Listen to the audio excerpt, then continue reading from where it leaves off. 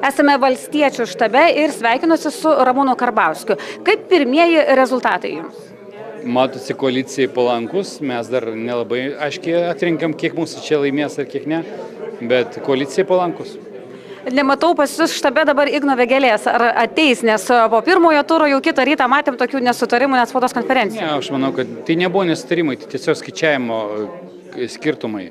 O man atrodo vertinimas, kas, ką ir kiek būtų surinkęs, jeigu būtų kas nors kitai buvę, tai tie dalykai bus mūsų diskusijų po rinkimų metu, bet tai niekaip nereiškia, kad mes turim kokį nesutarimą savo požiūrėse į tai, į valstybę, į koalicijas, dar kažką. Bet net ir tokių nesutariant dėl kažkokių smulkmenų manot, kad paskui dirbti darbas kartu yra įmanomas sklandus? Nežinau, tai jūs, jeigu su vyru batais nepasidalinat ar kažko, tai yra tapkėmis. Tikriausiai nesipysta dėl to. Tai čia panašiai toks pat lygis. Mes tiesiog paprasčiausiai yra gauti pirmo balsai, kaip vertinti tos pirmo balsus ir taip toliau. Čia yra matematiniai skaičiavimai. Mes vienaip skaičiuojam, jis galbūt skaičiuoja kitaip. Čia dalykai, kurie nėra esminiai. Dar apie tos irgi taip pat rezultatus ir kalbant apie tą koaliciją su Skverneliu, jūsų nesutarimų per šitą laiką tarp pirmo ir antro turo irgi matėm. Kaip manot, ar darbas sklandus įmanomas ir po tokių nesutarimų, ar čia irgi lygiai taip pat? Aš nežinau, mane nustebino iš tikrųjų Saulius Skvernelis, nes jisai pats dėl Bako komisijos buvo negatyvios nuomonės, pats balsavo prieš šios išvadas, ten prezidentas pripažintas grėsmė nacionaliniam saugumui ir pasirodo aš minimas taip pat kaip prezidentas, tai man vienoje greitoje būti su prezidentu tikrai yra garbė, bet kaip Saulius Skvernelis staiga sugalvojo tos komisijos išvadas laikyti realiom išvadom, tai aš nežinau, čia jau jo matyt, kaip pasakyti, sąžinės klausimas, bet darbui tai tikrai nepamaišys, nes dirbs tikrai žmonės, kurie bus išrinkti į Seimą, mūsų frakcijos, jų frakcijos ir šitą situaciją klausimas, jo garbės reikalas, matyt, kad tos garbės nėra labai daug, bet esmė yra tame, kad mes dabar tarnauti turėsim Lietuvos žmonėms ir mūsų asmeniniai santykiai čia negali nieko pavaidinti.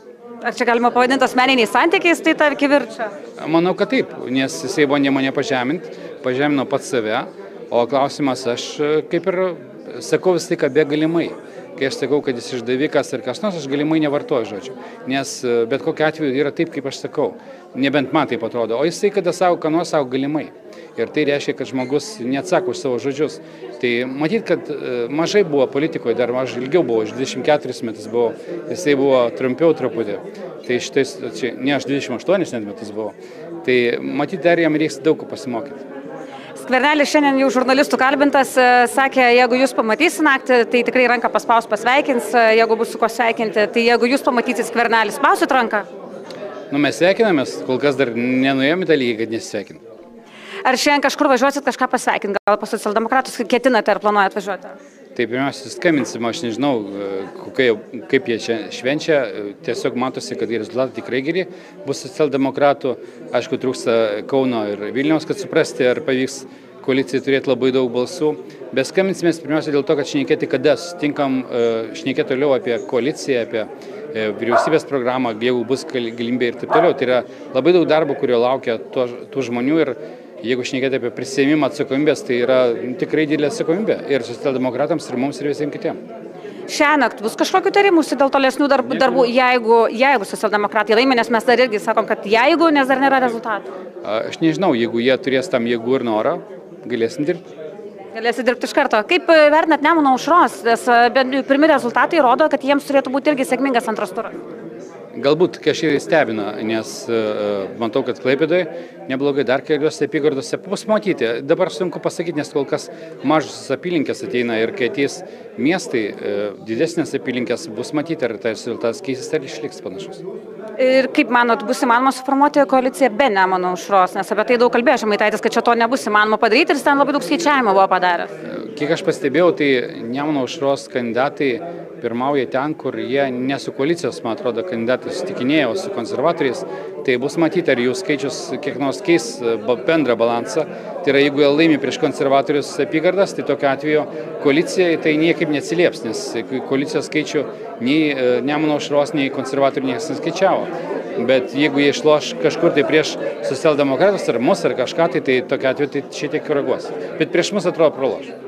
Tai šiaip apibendrinant visą, kaip čia ko galima tikėtis, kažkokio stebuklo ir kažkokių dalykų nesitikit. Manot, kad čia taip panašiai socialdemokratų pusėje visi rezultatai turėtų ir būti? Kol kas atrodo taip, kad gali būti, kad koalicija turės reikiamą skaičių balsų, ta projektuojama koalicija. Tai būtų pirmiausiai svarbiausias dalykas, kurio laukiam iš antro rinkimų turo. O kaip atrodys kurios frakcijos dydis, tai jau pamatysim. Bet jeigu reikėtų su Žemaitaičiu į koaliciją eitumėt? Kad atrodo nereiks. Tai ir nereiks. Bet jeigu? Ne, tai pirmiausiai, kam šnekėti jeigu nereiks. Tai koalicija iš 4 partijų yra daug blogiau negu iš 3 partijų. Pati geriausia koalicija būtų iš 2 partijų, bet taip šį kartą nesigaus. Tai šitai situacijai, kuo mažiau partijų su skirtingom ideologijom, pozicijom, tuo lengviau sutarti.